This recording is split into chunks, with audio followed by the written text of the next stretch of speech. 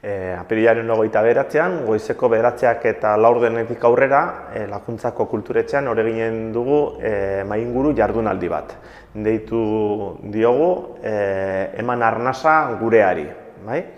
Eta hor bertan jorratuko ditugu bi mahainguru. Batek hartuko du gaia euskara, batez ere arnasguneetan gertatzen ari denari buruz saiatuko gara hausnartzen, pixka bat euskararen erabilera atzeraldian dagoela, dirudi edo geldialdian, eta horren inguruko estrategiak.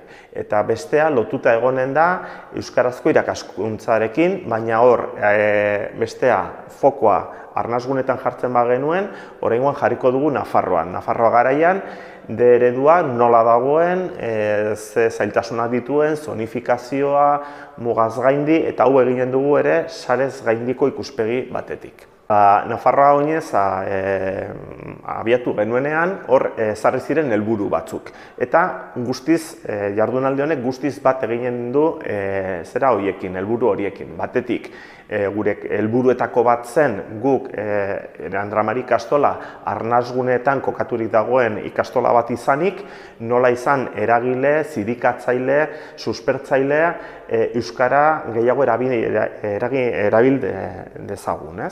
Hori batetik, eta gero bestetik aldarrikatu nahi dugu gure hezkuntza sistema propio, ikastolok ere osatzen dugun hezkuntza, baina ikastoletatik haratago ere begiratu nahi dugu.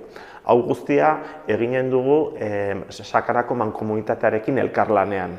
Berak emanen digu diruz lagunduko du jarduera, eta hau gainera bat egiten du mankomunitateak dituen diru laguntza honetarako daukan helburuarekin dela euskara, hizkuntza gutxietuen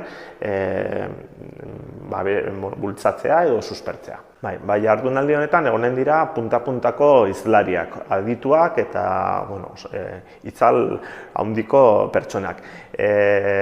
Euskarari buruz eginen dugun jardunaldian, izanen dugu Kike Amonarriz, Topaguneko lehendakaria, egonen da Idurre Eskizabel, Euskararen Kontseiluaren idazkari orokorra, eta hor egonen da Gari Goikoetxea, UEMako ikerketa arduraduna. Moderatzailea Alberto Barandiaran kazetaria izanen da.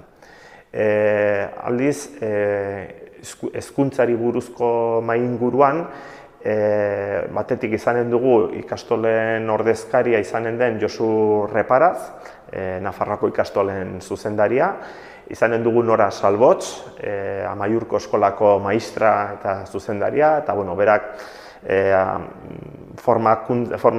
formatzaile aditua da, ikasiko talde pedagogikoan parte hartzen du, eta toki desentetan. Eta ere bai Agurne Gaubekak. Agurne bada euskararen hizkuntza eskubideen behatokiko zuzendaria, eta berari tokatu zaio kudeatzea zonifikazioaren goraberak Nafarroan. Eta horretan moderatzailea ni izanen naiz. Izena eman beharko da galdetegi baten bidez, eta nik uste dut oso mamitsua izanen dela, interesgarria, punta-puntako ekarpenak eginen dute lagun hauek, eta gainera aprobetxatu nahi dugu ere aldarrikapen kolektibo bat egiteko euskaraz ikasteko eskubidearen alde, eta nik uste dut oso erakargarria dela kartela.